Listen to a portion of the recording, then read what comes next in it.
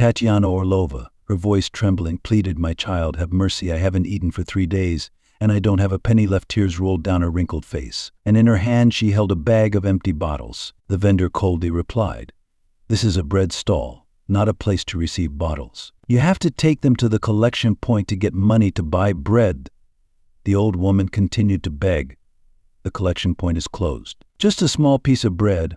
I'll pay you tomorrow." The vendor was still unmoved, flatly refusing, leaving the old woman in despair. David Mitchell is a successful businessman, the big boss of a famous bakery chain throughout the city. With a keen business vision and excellent management skills, David Mitchell has developed his chain of stores into one of the most favored bakery brands. However, this success also makes him constantly busy. The heavy workload makes David Mitchell not often visit his stores. Instead, all the operations are handed over to trusted managers. David Mitchell believes that, under their close supervision, the store still operates smoothly and brings in huge profits. However, things do not always go as he wishes. There are small rumors about the staff in some stores not respecting customers, providing poor service. This makes David Mitchell worried. For him, service quality and customer satisfaction are of utmost importance in business. So after months of not visiting, he decided to check out the situation at one of his bakeries without notice. Early that morning, David Mitchell woke up, stood in front of the wardrobe,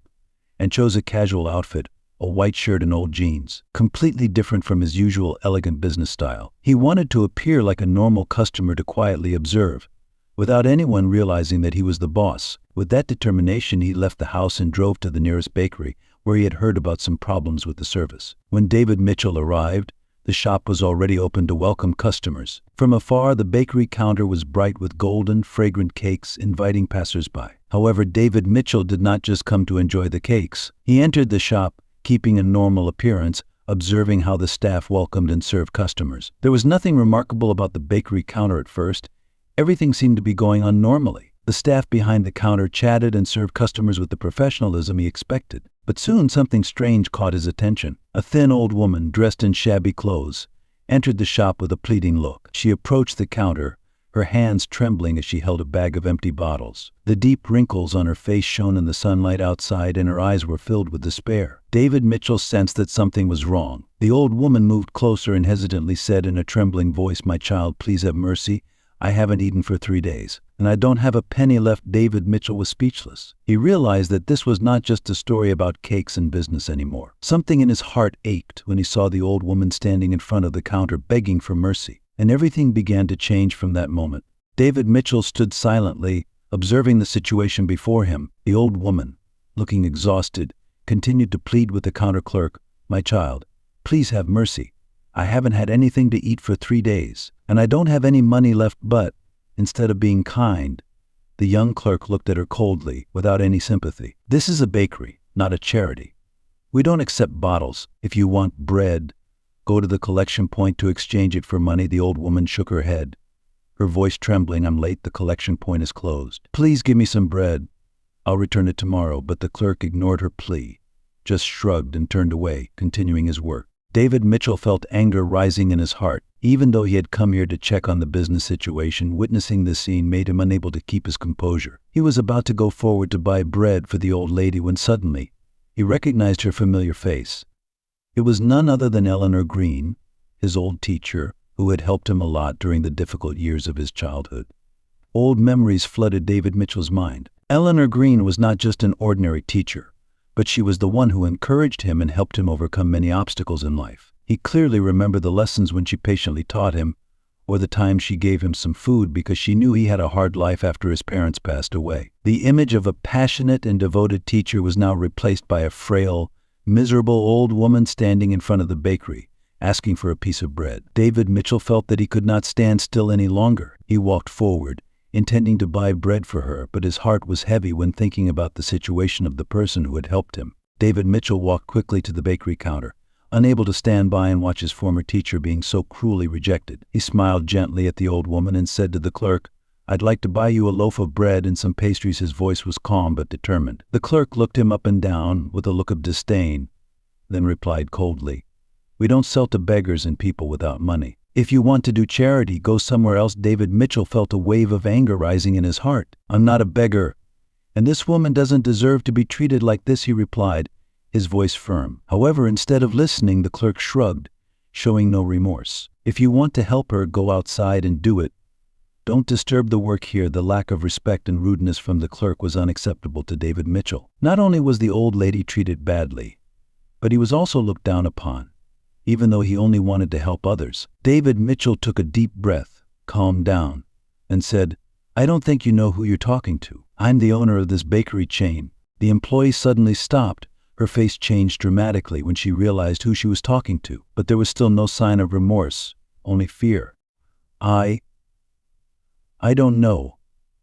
I'm sorry." Not giving the employee a chance to say more, David Mitchell immediately took out his phone and called the bakery manager.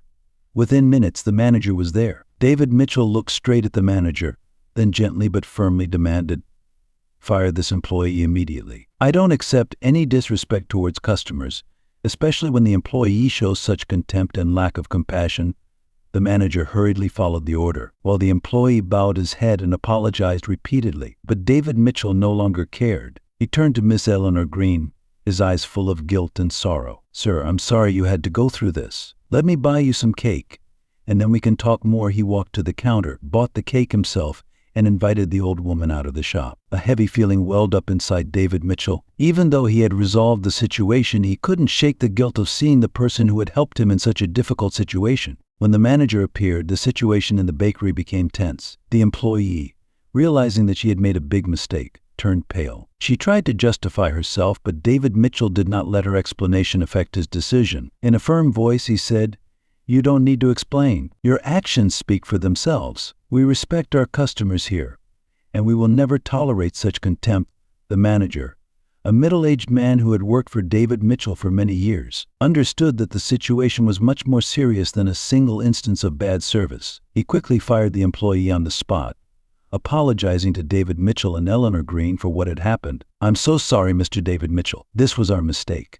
I will make sure this never happens again." The employee, now completely confused, stammered an apology before quietly leaving the shop. The atmosphere in the bakery gradually became quiet, but David Mitchell still felt a burden in his heart. For him, this was not just a business problem or the unprofessionalism of the staff, but his failure to recognize the hardship of someone who had helped him so much in the past. He turned to Eleanor Green, gently held her hand, and said, "I'm really sorry, teacher. If I had known you were having a hard time, I wouldn't have let things happen like this." Eleanor Green smiled slightly, her eyes sparkling with love. "It's okay, David Mitchell.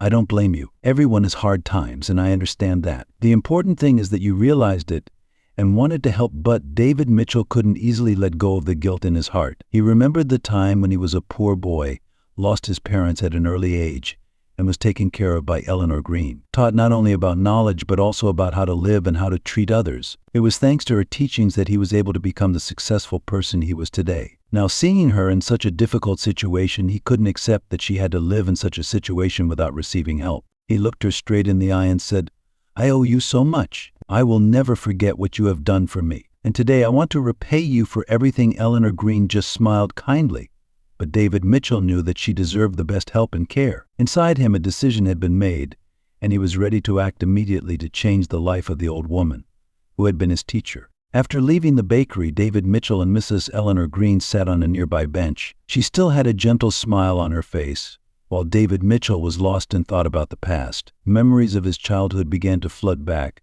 reminding him of the time when he was a poor boy, living with his grandmother after losing both his parents in an accident. Those were difficult years, but it was also at that time that Miss Eleanor Green appeared as a bright spot in his life. Mrs. Eleanor Green was not only a good math teacher, but also an inspiration and gave him confidence in himself. She always spent time helping David Mitchell, not only in his studies but also in life. She knew that his family's circumstances were difficult, so she often invited him to her house to do small jobs, such as chopping wood or fetching water, in exchange for full meals.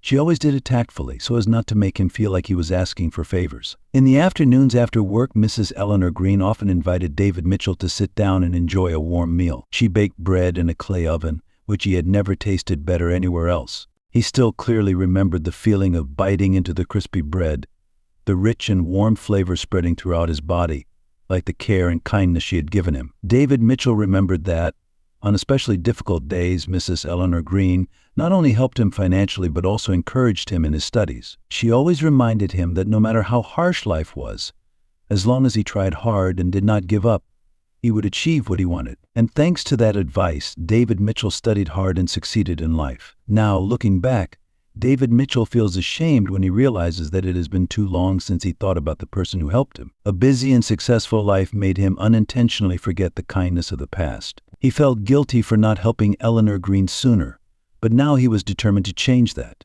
"You've helped me so much," Teacher David Mitchell said, his voice quiet. "Thanks to what you taught me. Thanks to your kindness, I've become who I am today." I will never forget that Eleanor Green smiled, her eyes still as warm and gentle as ever. "David Mitchell, you always believed that I would succeed. You don't need anything in return. The most important thing is to see me grow up and be happy." David Mitchell shook his head, his voice becoming determined. "No, I owe you a lot, and I won't let you suffer anymore. I want to help you like you helped me." Deep down, David Mitchell knew that this was not only an act of gratitude, but also his way of upholding the values that Eleanor Green had passed on to him: compassion, care, and responsibility to those around him. The atmosphere was quiet, but David Mitchell's heart was full of thoughts. He couldn't bear the fact that Eleanor Green, who had helped him when he was young, was now living in hardship and loneliness. After a moment of contemplation, David Mitchell said, "Teacher, I can't let you continue to live like this. I want you to come back and live with my family. You've helped me a lot. Now it's time for me to repay you." Eleanor Green was a little surprised and shook her head slightly. "No, David Mitchell. I'm very grateful, but I don't want to bother your family. I'm used to my current life." David Mitchell held her hand, his voice resolute. "You're not a burden. I know your wife is about to give birth to our third child, and we need someone we can trust to help take care of you. There's no one more suitable than you. Your wife will agree. Emily Mitchell is very understanding." Miss Eleanor Green hesitated. "I'm worried that your family might not be comfortable." David Mitchell smiled reassuringly. "No, sir, my wife will be very happy to know that you are coming to live with us. We have had a hard time finding someone to take care of the children, and you are the best person to do it." Mrs. Eleanor Green looked at David Mitchell, feeling touched but still a little confused. Finally, she nodded. "If you really need me, then I will agree. I really appreciate your feelings." David Mitchell breathed a sigh of relief, a bright smile on his lips. "Thank you, sir. I promise to do everything to make you feel comfortable." That evening, David Mitchell went home and informed his wife, Emily Mitchell, of his decision to bring Eleanor Green to live with him. Emily Mitchell, with understanding and kindness, completely agreed. "You did the right thing.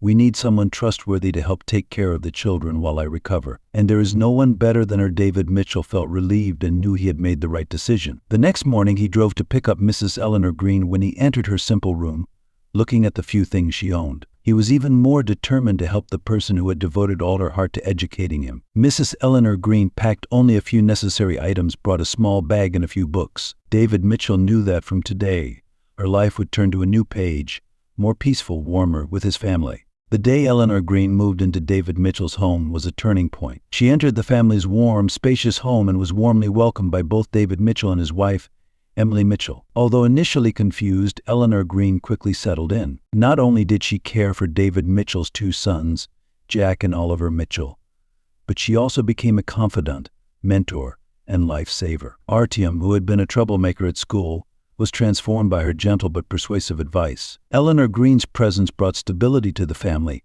especially when Emily Mitchell was expecting her third child. When David Mitchell and Emily Mitchell's daughter Dasha was born, Eleanor Green helped keep things in order. She cared for the children while Emily Mitchell was in the hospital and recovering from childbirth, creating a warm and loving environment for the family. When Emily Mitchell returned, the family was reunited in complete happiness. Jack and Oliver Mitchell happily boasted that they had learned how to make bread from Eleanor Green.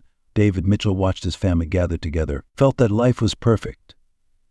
Eleanor Green had now become an indispensable part of the family, not only helping but also bringing love and peace to everyone. David Mitchell's family life was filled with joy, with Eleanor Green a beloved member, a respected grandmother in a warm home.